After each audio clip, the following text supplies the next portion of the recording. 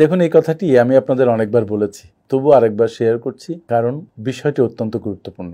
Warren বাফেটকে আমরা সবাই চিনি বিনিয়োগ গুরু হিসেবে, এবং উনি বিশ্বের বর্তমানকালে যত মানুষ জীবিত আছেন তার মধ্যে আমি মনে করি অন্যতম সেরা একজন বিনিয়োগকারী। উনি একটা খুব গুরুত্বপূর্ণ কথা বলেছেন যে আপনি যে টাকা আপনার হাতে আসে সেই টাকা খরচ করার পরে সঞ্চয় করবেন না, বরং ওই টাকা থেকে আপনি আগে সঞ্চয় করে নেবেন, সঞ্চয় করার পরে যেটুকু হাতে থাকে সেটাই খরচ করবেন। তার মানে হচ্ছে টাকা যখনই আপনার হাতে আসে তখনই খরচ করে ফেলা যাবে না। আপনি যেটা করে ফেলবেন সেটা হচ্ছে at least 20% of your take home salary আপনি সঞ্চয় এবং বিনিয়োগ করবেন। তারপরে যে 80% থাকবে সেই 80% দিয়ে আপনার যাবতীয় খরচ করবেন, নো প্রবলেম।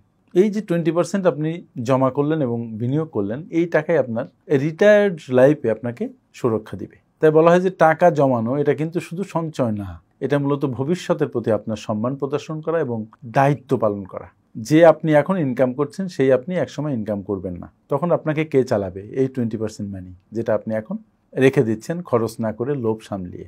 সো আবার ওয়ারেন বাফেটের কথা যে খরচ করার পরে যা থাকে সেটা সঞ্চয় করো না, বরং সঞ্চয় করার পরে যা থাকে সেটা খরচ করো। Thank you.